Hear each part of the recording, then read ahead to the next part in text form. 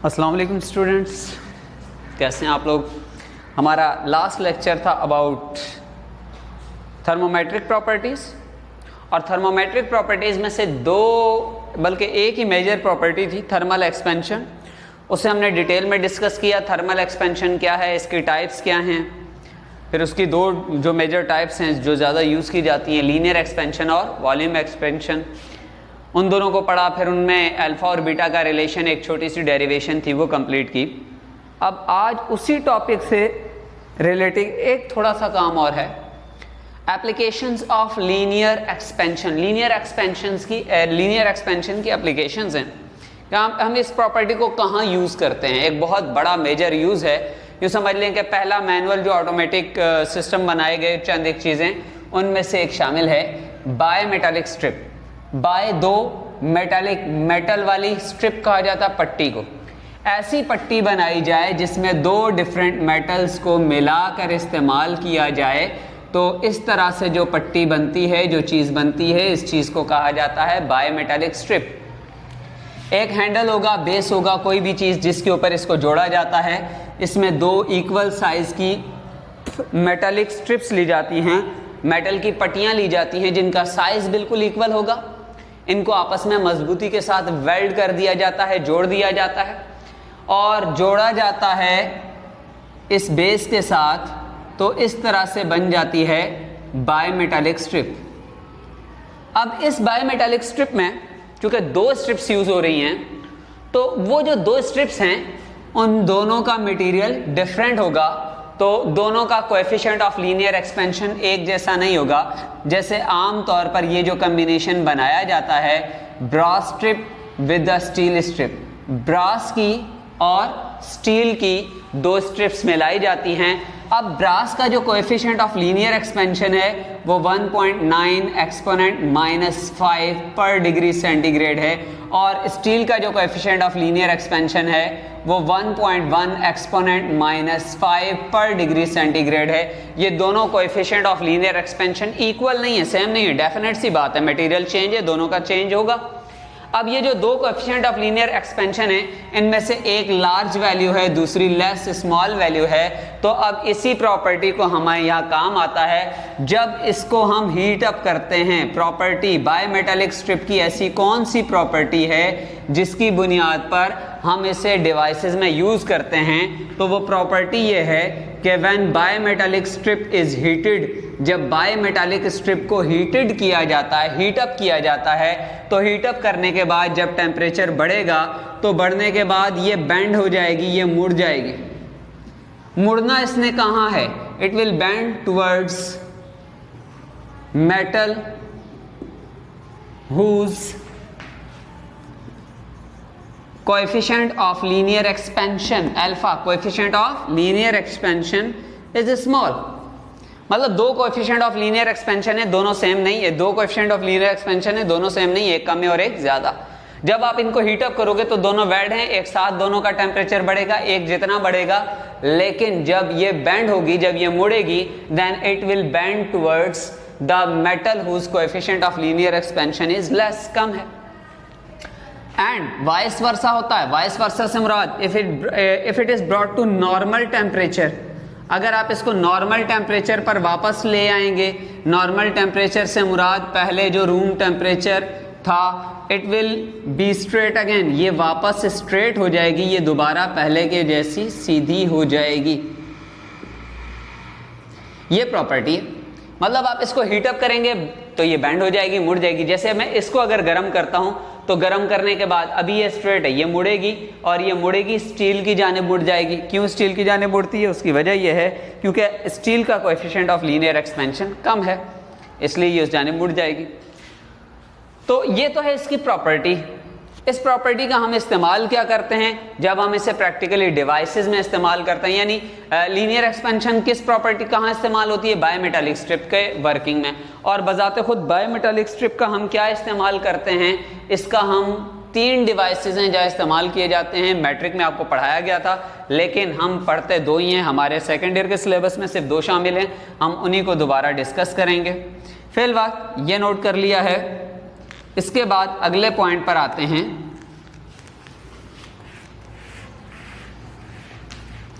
कि uses of bimetallic strip क्या है। पहले तो था bimetallic strip, now we come to uses of bimetallic strip. Bimetallic strip के यूजेस क्या हैं? मैट्रिक में आपको पढ़ाए गए थे 3 यूजेस थे, अब यहां पर इंटर में 2 आएंगे। Number 1 bimetallic thermometer and number 2 bimetallic thermostat.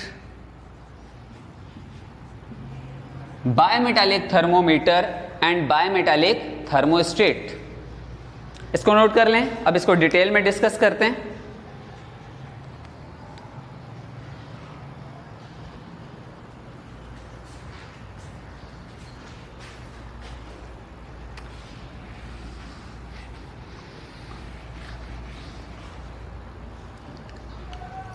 Number 1 bimetallic thermostat.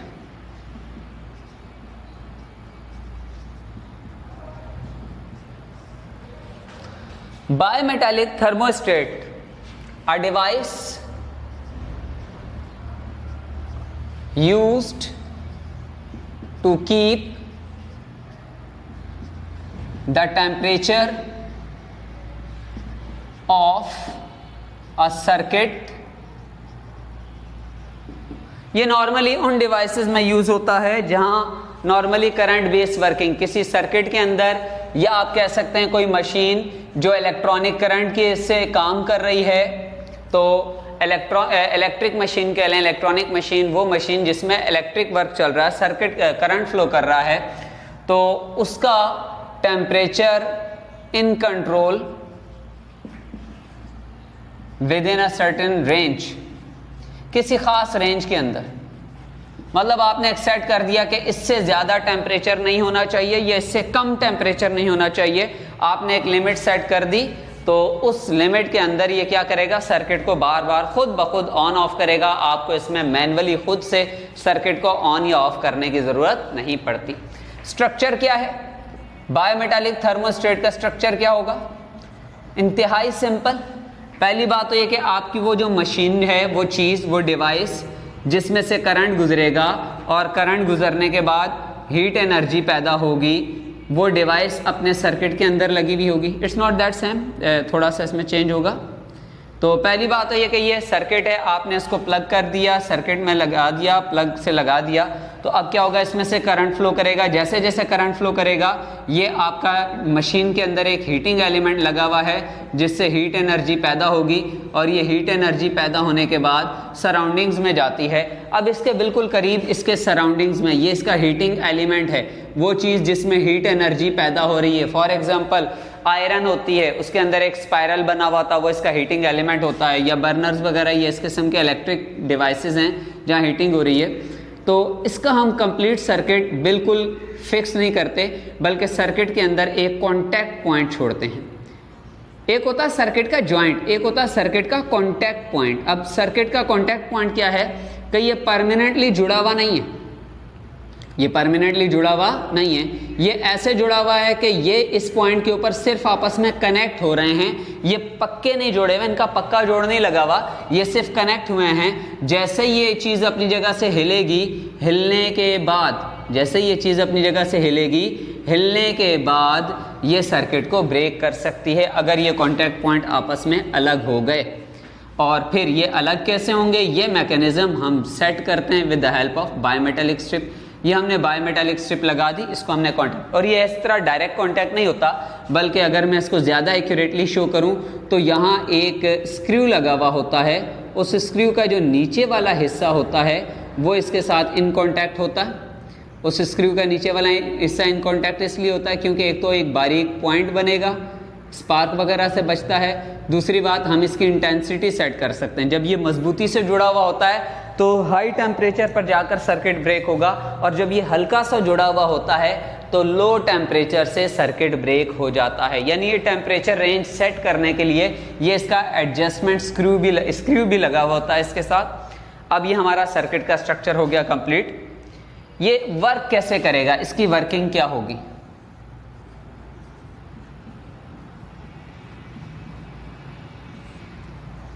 इसकी वर्किंग कैसे होगी? वर्किंग ऐसे होती है कि जब आपने सर्किट ऑन किया तो सर्किट ऑन करने के बाद क्या इंपैक्ट होगा, क्या असर होगा? एलिमेंट हीट पैदा करेगा, there is heat produced in the element. जो एलिमेंट यहां पर लगा हुआ है उसमें हीट पैदा होगी, और वो जो हीट पैदा होगी, वो जो एलिमेंट में हीट पैदा होगी, वो हीट जाकर एब्जॉर्ब होती है। ये जो हीट पैदा होती है ये जाकर एब्जॉर्ब होती है बायमेटालिक स्ट्रिप में। और बायमेटालिक स्ट्रिप की हम प्रॉपर्टी पहले पढ़ चुके कि बायमेटालिक स्ट्रिप को अगर हीटअप किया जाए इट विल बेंड, ये बेंड हो जाएगी, ये मुड़ जाएगी। तो सर्किट ऑन होता है, सर्किट ऑन होने की वजह से जो सर्किट का हीटिंग एलिमेंट था उसमें हीट एनर्जी पैदा होगी। वो जो हीट एनर्जी पैदा होगी वो एब्जॉर्ब होती है बायमेटालिक स्ट्रिप में, और बायमेटालिक स्ट्रिप को जब हीट एनर्जी मिलेगी, जब गर्माइश मिलेगी, टेम्परेचर बढ़ेगा, हरारत मिलेगी, तो इसके अंदर ये बेंड हो जाएगा, ये मुड़ जाएगी। अब जैसे ये मुड़ेगी, जैसे मैं यहाँ पर शो करता हूँ, अब जैसे ये मुड़ेगी तो मुड़ने के बाद सिचुएशन ये हो जाएगी, इसका कांटेक्ट ख़त्म हो जाएगा, इसका कांटेक्ट ब्रेक हो जाएगा, आपका कांटेक्ट, या दूसरे अल्फाज में आप कह सकते हैं सर्किट ब्रेक हो जाएगा। क्योंकि ये पक्के जुड़े हुए नहीं थे, ये सिर्फ एक दूसरे के साथ सिर्फ मिलाए हुए थे। तो जैसे ही हीट एनर्जी पैदा होगी बायमेटालिक स्ट्रिप मुड़ जाएगी। जब बायमेटालिक स्ट्रिप मुड़ती है तो मुड़ने के बाद इसका कांटेक्ट ब्रेक हो जाएगा, या आप कह सकते हैं सर्किट ओपन हो जाएगा। सर्किट के ओपन हो जाने का मतलब no more heat is produced. अब मशीन बंद हो जाएगी और हीट एनर्जी पैदा होना बंद हो जाएगी। तो इसमें मजीद हीट तो पैदा नहीं हो रही, वो जो हीट पहले से पैदा हुई थी वो आहिस्ता आहिस्ता निकलती रहेगी, and then it will start. Circuit break हो जाने के बाद, सर्किट ओपन हो जाने के बाद ये क्या हो जाएगा, कूल होना शुरू हो जाएगा, क्योंकि अब इसमें से हीट एनवायरनमेंट में बाहर निकलती चली जा रही है। ये पहले के मुकाबले में ठंडा होना शुरू हो जाएगा। और बायमेटालिक स्ट्रिप के बारे में हम कह चुके, जब ये कूल डाउन होना शुरू हो जाएगा, जब ये ठंडा होना शुरू हो जाएगा, then it will again be straight. तो जैसे ये ठंडा होगा बायमेटालिक स्ट्रिप दोबारा स्ट्रेट हो जाएगी, और बायमेटालिक स्ट्रिप का दोबारा स्ट्रेट होना, सीधा होना क्या करेगा, it will again switch on the circuit. Circuit on हो जाएगा, और सर्किट ऑन होने के बाद क्या होगा, वही बातें जो हम पहले दोहरा चुके। सर्किट ऑन होगा, हीट प्रोड्यूस होगी, हीट प्रोड्यूस होने से बायमेटालिक स्ट्रिप को हीट मिलेगी, वो बेंड हो जाएगी, सर्किट ओपन। तो इस तरह क्या होता है, जब हीट बढ़ती है, जब ये सर्किट वापस ऑन हो जाएगा तो हीट दोबारा, ये सर्किट अपना काम करना शुरू कर देगा, और जब सर्किट अपना काम करना शुरू कर देगा तो इसमें दोबारा हीट पैदा होगी। जब दोबारा हीट पैदा होगी स्ट्रिप दोबारा मुड़ जाएगी। जैसे ही ये हीट खत्म होगी ये स्ट्रिप वापस सीधी हो जाएगी। So that's all about the working of bimetallic thermostat. इसको नोट कर लीजिए, फिर इसके बाद हम इसका अगला टॉपिक शुरू करेंगे, बायमेटालिक थर्मोमीटर। पहले जरा इसे नोट कर लीजिए।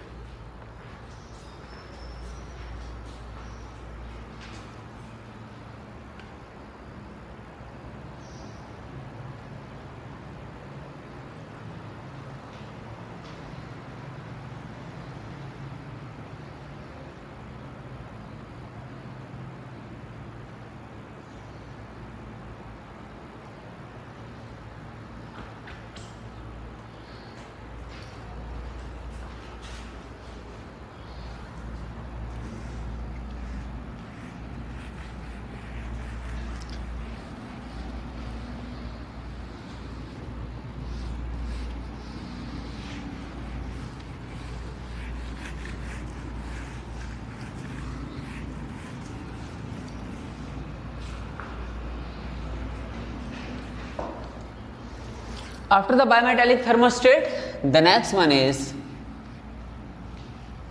bimetallic thermometer.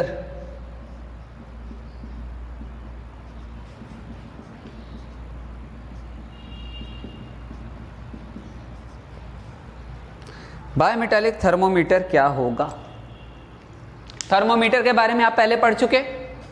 A device which measures temperature ऐसी डिवाइस जो टेम्परेचर मेजर करती है, इस डिवाइस का नाम है बायमेटालिक थर्मोमीटर। तो उसे कहा जाता है थर्मोमीटर। हम बात कर रहे हैं बायमेटालिक थर्मोमीटर। ऐसा थर्मोमीटर बनाया जाए जो मरकरी या अल्कोहल के बजाय बायमेटालिक स्ट्रिप को यूज करे। A device that measures the temperature of an object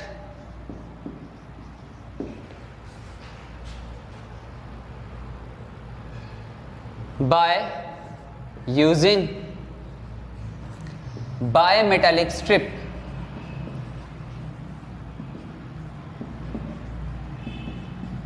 is called bimetallic thermometer. ऐसी डिवाइस जो मेजर करती है, क्या मेजर करती है? टेम्परेचर।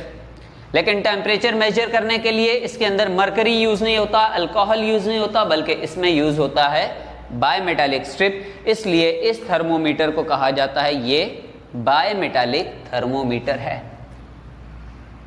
नोट कर लिया ये? मैं फिर रिपीट कर देता हूं। A device that measures the temperature of an object by using bimetallic strip। ऐसी डिवाइस जो किसी ऑब्जेक्ट का टेम्परेचर मेजर करती है, not by mercury, not by alcohol, but by bimetallic strip, ऐसी डिवाइस को कहा जाता है bimetallic thermometer. And now it's time for its structure and working. पहले एक्सप्लेन करता हूं what is the structure. Structure explain करता हूं। It's quite simple.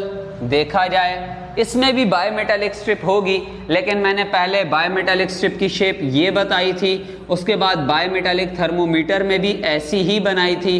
बट अब के बार हम इतनी छोटी बायमेटालिक स्ट्रिप यूज नहीं करेंगे।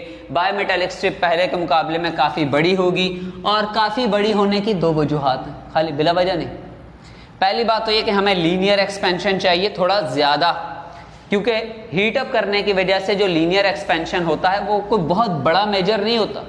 ऐसा नहीं होता कि आज जो है वो आपने एक छोटा सा लोहे का टुकड़ा रखा, कल को इसको गर्म करें इतना बड़ा हो गया घर का दरवाज़ा बना लें, ऐसा नहीं होता। लीनियर एक्सपेंशन या volumetric expansion due to heating जो होता है वो बहुत माइन्यूट होता, बहुत कम होता। जबकि यहाँ हमें एक रीजनेबल, एक वाज़े तौर पर डिस्टेंस चाहिए, वाज़े तौर पर नज़र आना चाहिए कि लंबाई में इजाफा हो रहा है। सो इस काम के लिए हम जो बायमेटालिक स्ट्रिप यूज़ करते हैं that's quite long in length, वो लेंथ में ज़्यादा बड़ी होती है, क्योंकि हमें वाज़े तौर पर लंबाई में इजाफा होता हुआ नज़र आना चाहिए, इसलिए हम बायमेटालिक स्ट्रिप ज़्यादा लेंथ का यूज़ करते हैं। कर लिया, बट उसके बाद फिर एक नया प्रॉब्लम आ जाता है। इतनी बड़ी अगर वो हमने स्ट्रिप यूज उसको रखा तो नहीं जा सकता। Then we get the solution. अगला सोल्यूशन क्या है? वो वर्किंग के लिए ज़रूरी भी है। हम एक बड़ी सी बायमेटालिक स्ट्रिप बनाते हैं और फिर उसको सीधा नहीं रखा जाता, उसको गोल लपेटते लपेटते लपेटते एक छोटे से शेप में ले आते हैं। इस शेप को मैंने उर्दू मीडियम पढ़ा था तो मुझे बताया गया था ये लच्छेदार शक्ल है। लच्छा है इसी शेप को कहा जाता है, बट एनीवेज इसको स्पाइरल शेप कहा जाता है। सर्कुलर शेप नहीं कहेंगे, स्पाइरल। सेंटर से स्टार्ट होकर यूं बनने वाला गोल स्पाइरल। तो यहां पर हम जो शेप बनाएंगे, हम एक बड़ी बायमेटालिक स्ट्रिप बनाते हैं, लेकिन उसको इतनी बड़ी लंबी डिवाइस नहीं बनाई जाती, उसको रोल अप किया जाता है, गोल किया जाता है, और गोल करने के बाद इसका स्पाइरल बनाया जाता है। स्पाइरल का एक एंड किसी भी जगह पर, जिस केस के अंदर, जिस डब्बे के अंदर इसको बनाया जाता है, उस डब्बे के अंदर इसका एक सिरा फिक्स कर दिया जाता है। फिक्स कर दिया, अब इसका दूसरा सिरा भी फिक्स होता है, और यहाँ एक बारीक सी पिन लगाने के बाद यूं एक पिन लगाई जाती है और वो इसके साथ ज्वाइंट होती है। ज्वाइंट करने के बाद इसके दूसरे सिरे के ऊपर एक यूं नोकदार सुई लगाई जाती है जिसे पॉइंटर कहा जाता है। तो मैं यहाँ इसके सामने इसका पॉइंटर शो करता हूँ। इसके दूसरे एंड के ऊपर, दूसरे सिरे के ऊपर लगा हुआ होगा इसका पॉइंटर। ये लगा दिया हमने पॉइंटर। पॉइंटर लगा देने के बाद अब क्या होगा?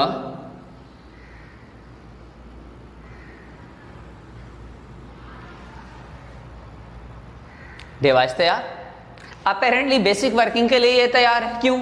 टेम्परेचर सेंसर चाहिए, वो चीज़ जो टेम्परेचर को सेंस करे, रिस्पॉन्स करे। मरकरी लेवल में ऊपर जाकर रिस्पॉन्स करता है, अल्कोहल लेवल में ऊपर जाकर।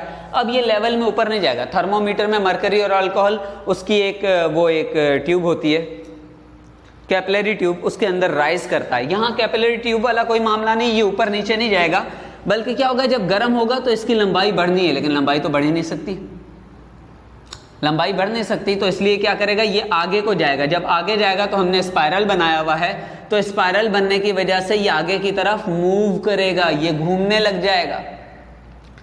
तो अगर टेम्परेचर बढ़ाएंगे तो ये इस तरीके से मूव करेगा कि ये यूं खुलने लग जाएगा। तो खुलने की वजह से क्या होगा, इसका पॉइंटर आगे की तरफ, और जब टेम्परेचर कम करेंगे तो ये लंबाई वापस पीछे की तरफ आएगी, लेकिन हमने स्ट्रेट नहीं रखा हुआ, गोल घुमा के रखा हुआ, तो जैसे ही वापस पीछे की तरफ आएगी ये वापस पहले जैसा हो जाएगा। तो ये जो पॉइंटर है ये रिस्पॉन्ड कैसे करता है, जब टेम्परेचर बढ़ता है ये स्पाइरल बाहर की तरफ घूमेगा, टेम्परेचर कम होगा स्पाइरल वापस अंदर की तरफ घूमेगा, इसके साथ साथ पॉइंटर घूमता है। But there is one thing, अगर मैं खाली ऐसा बायोमेटालिक थर्मोमीटर बना लेता हूँ, इट्स ओके, मुझे पता चल जाएगा टेम्परेचर बढ़ रहा है या कम हो रहा है, but we don't need only to know कि टेम्परेचर बढ़ रहा है या कम हो रहा है, I need more than that, उससे ज़्यादा चाहिए। क्या, मुझे एग्जैक्ट रीडिंग चाहिए, कितना है, कितना बढ़ गया, कितना कम हुआ, डिफरेंस चेंज कितना आया। ये सारी चीज़ें जानने के लिए हम इसके नीचे वाले हिस्से में गत्ते का टुकड़ा, लोहे का टुकड़ा, कोई भी ऐसा पीस, क्योंकि बाकी सारा हिस्सा बंद होता है, सिर्फ ये शीशे के मेटल केस के अंदर आपके सामने वाला डिस्प्ले होता है, जिसके ऊपर पॉइंटर आपको बताएगा हाँ जी ये आगे जा रहा है या पीछे आ रहा है, या टेम्परेचर बढ़ रहा है या टेम्परेचर कम हो रहा है। ये सारी चीज़ें जानने के लिए ये जहाँ पर पॉइंटर लगा हुआ होता है, इसके नीचे एक कोई भी टुकड़ा लगाया जाता है जो बिल्कुल साफ होगा, विजिबल होगा, और ये जो नीचे वाला हिस्सा होगा इसके ऊपर रीडिंग, ये पॉइंटर के ऊपर नहीं, ये जो पॉइंटर जिस जगह पर होता है उसके पीछे वाले हिस्से के ऊपर यूँ लाइनिंग की जाती है, रीडिंग्स लिखी जाती हैं, 100, 200, 300, 400, 500, 1000, 1500, 2000, जितना इसकी रेंज होगी वो टेम्परेचर की वैल्यूज़ इसके ऊपर लिखी जाती हैं। इसके इस हिस्से को कहा जाता है, ये इसका स्केल है, एंड माइंड इट स्केल हमेशा कैलिब्रेटेड होता है। कैलिब्रेटेड का मतलब पहले इसको टेस्टिंग में डाला जाता है और देखा जाता है, जैसे मैंने एक थर्मोमीटर बनाना है जो मुझे 100 डिग्री सेंटीग्रेड से लेकर 1000 डिग्री सेंटीग्रेड तक की वैल्यूज़ बताएगा, तो मैं इसको क्या करता हूँ, पहले टेस्टिंग लैब में लेकर जाता हूँ जहाँ मुझे पता होता है कि इस वक्त 100 डिग्री सेंटीग्रेड है, 100 डिग्री सेंटीग्रेड पर रखते हैं और देखते हैं पॉइंटर कहाँ आकर रुकता है। पॉइंटर इधर आकर रुक गया, इधर पहला निशान लगा दिया 100 का। फिर हमें पता होता है कि टेम्परेचर कितना जा रहा है, हम उसका टेम्परेचर 200 कर देते हैं। 200 के बाद पता चला कि पॉइंटर अब यहाँ से थोड़ा आगे गया और यहाँ आकर रुक गया, तो दूसरे निशान को हमने लगाया और वहाँ 200 लिख दिया। This is called calibration. तो ये जो बायोमेटालिक थर्मोमीटर होता है, इसका पॉइंटर के नीचे इसका एक स्केल लगा हुआ होता है और ये इसका कैलिब्रेटेड स्केल होता है। इस कैलिब्रेटेड स्केल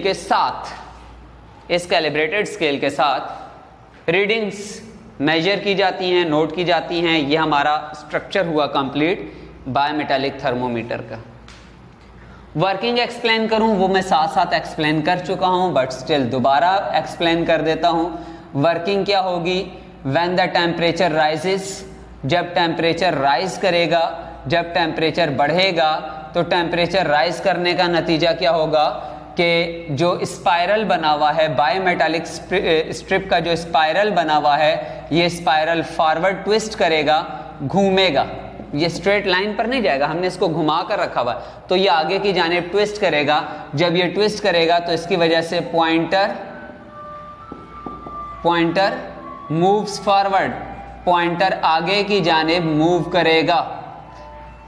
एंड देन जब पॉइंटर फॉरवर्ड मूव करेगा तो ये इंडिकेट करेगा कि इस वक्त टेम्परेचर पहले के मुकाबले में बढ़ रहा है, टेम्परेचर पहले के मुकाबले में राइज कर रहा है। एंड द सेम थिंग, अगर टेम्परेचर राइज करने के बजाय टेम्परेचर डिक्रीज हो रहा हो, टेम्परेचर पहले के मुकाबले में कम हो रहा हो, तो इसका नतीजा ये होगा कि स्पाइरल ट्विस्ट तो करेगा, लेकिन स्पाइरल इस तरह से ट्विस्ट करेगा कि ये बैकवर्ड मूवमेंट में आएगा, और इसका बैकवर्ड मूवमेंट क्या करेगा, पॉइंटर को वापस पीछे लो वैल्यूज की तरफ आएगा, और पॉइंटर अब शो करेगा कि जो टेम्परेचर है वो पहले के मुकाबले में डिक्रीज होता जा रहा है, जो टेम्परेचर है वो पहले के मुकाबले में डिक्रीज होता जा रहा है। That's all about the working. समझ में आ गया, मैट्रिक में भी पढ़ा था, इंटर वाला हो गया, डिटेल के साथ हो गया, सारी बातें समझ में आ गई। थोड़ा सा इससे हट के भी सोचें। आम सा एक थर्मोमीटर होता है, क्लिनिकल थर्मोमीटर, या आप एक लैब थर्मोमीटर लेते हैं, लो टेम्परेचर हाई टेम्परेचर वाले।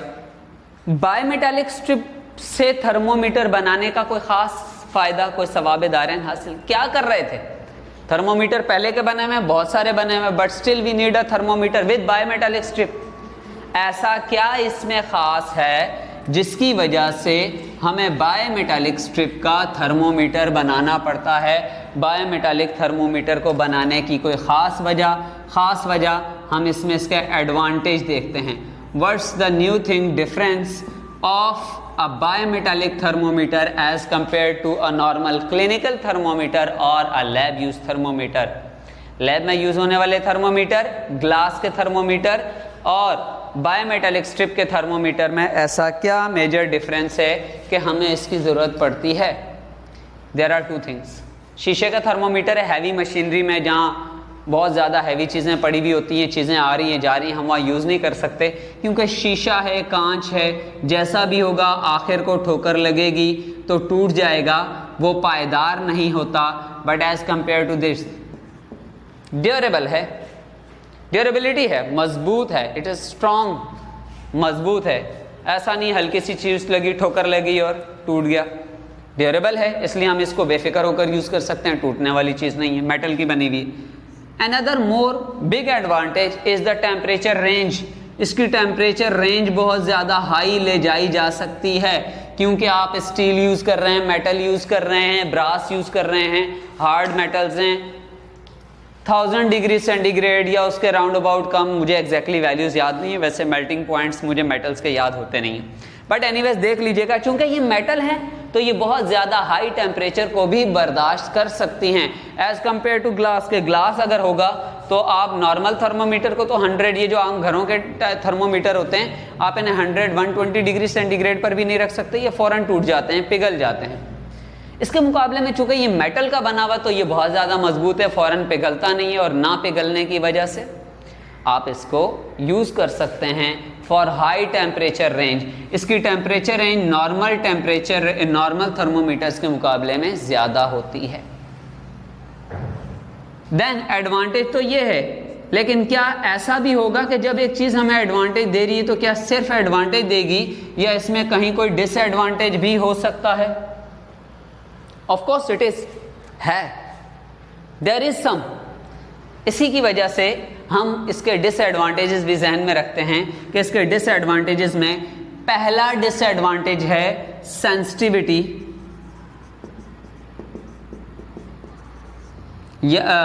इसको आप सेंसिटिविटी से ज़्यादा इंपॉर्टेंट इसका होगा एक्यूरेसी। क्योंकि ये हाई टेम्परेचर रेंज पर काम करता है और as compare to mercury and alcohol फौरन राइज नहीं कर रहा होता, तो यहाँ पर एक प्रॉब्लम ये आता है कि इसकी टेम्परेचर रेंज कोई ज़्यादा होगी, काफ़ी ज़्यादा होगी। तो जब आप टेम्परेचर रेंज ज़्यादा, कभी भी स्केल ज़्यादा बड़ा किया जाता है तो उसमें आप ज़्यादा एक्यूरेटली मेजर नहीं कर सकते। बहुत ज़्यादा इंपॉर्टेंट पॉइंट तो नहीं है, लेकिन जहन में रखिएगा जब स्केल बड़ा होता है तो एक्यूरेसी नहीं होती। मेरी ये बात समझ लीजिएगा।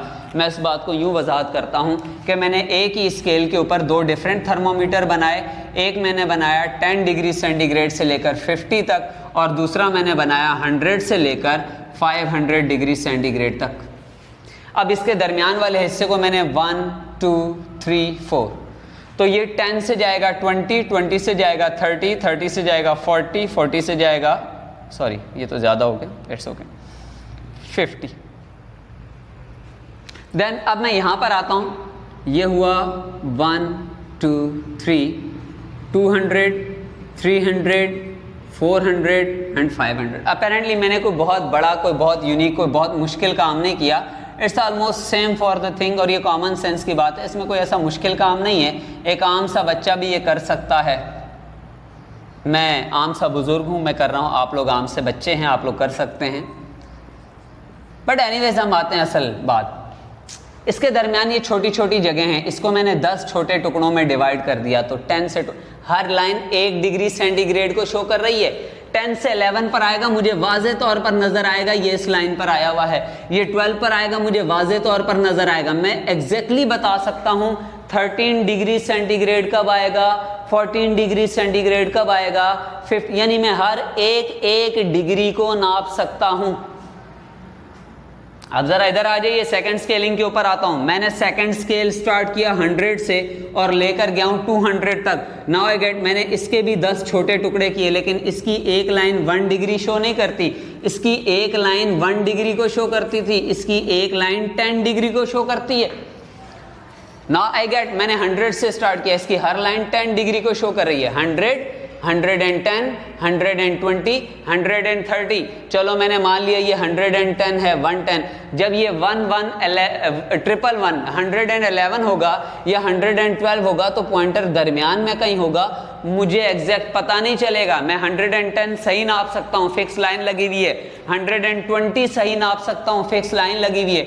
इनके दरमियान का एरिया खाली पड़ा हुआ, क्योंकि इतनी जगह नहीं है कि मैं इसके अंदर मजीद छोटी छोटी 10 लाइनें लगाऊं।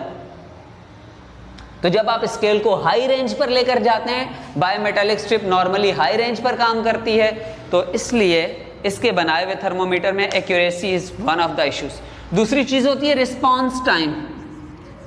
हम इसको ऐसी जगह कभी भी यूज नहीं कर सकते जहां टेम्परेचर का वेरिएशन बहुत ज्यादा तेजी के साथ हो रहा हो। घर में एक छोटा सा एक्सपेरिमेंट कीजिए, घरों में टेम्परेचर नापने के लिए जो क्लिनिकल थर्मोमीटर यूज हो रहा होता है, हाथ में पकड़ें और मरकरी लेवल देखें, with in seconds goes up, बाहर निकाल लीजिए, फौरन ठंडा होगा, नीचे आ जाएगा। बल्कि उसमें बल्ब की वजह से नीचे तो फौरन नहीं आता, बट एनीवेज एक ऑब्जर्वेशन है कि तेजी के साथ जरा सा टेम्परेचर बढ़ेगा फौरन ऊपर, जरा सा टेम्परेचर कम होगा फौरन नीचे। ये होता है रिस्पॉन्स टाइम। मरकरी का रिस्पॉन्स टाइम बहुत शार्प है, अल्कोहल का रिस्पॉन्स टाइम बहुत शार्प है, फौरन क्विक रिस्पॉन्स। लेकिन ये मेटल है, ये आराम से हीट जज्ब करेगी, फिर इसके मॉलिक्यूल खुलेंगे, फिर ये स्ट्रिप खुलेगी। So you cannot have a very quick response time as the variation of temperature. Temperature के तब्दील होने के साथ साथ ये बहुत ज़्यादा तेज़ी के साथ अपने पॉइंटर को आगे या पीछे मूव नहीं कर सकता। इसलिए इसमें 2 डिसएडवांटेजेस होते हैं, एक इसकी एक्यूरेसी, दूसरा इसका response time. That was all about. ये अब तक का हमारा पूरा काम था about basic. Chapter number 11 heat 3 हिस्सों पर मुश्तमिल है। पहला बेसिक्स ऑफ हीट, दूसरा गैसेस सेक्शन, तीसरा थर्मोडायनेमिक्स है। हमारा पहला हिस्सा अभी जाकर मुकम्मल हो रहा है।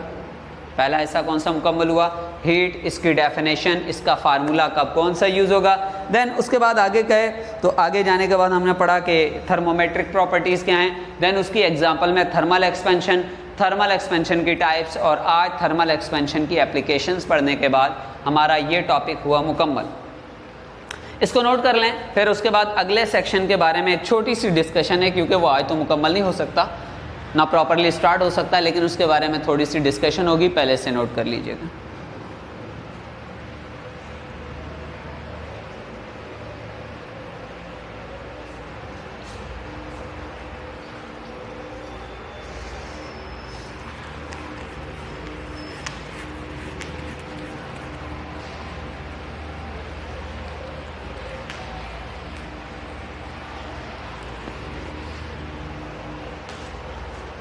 The next one is about gases.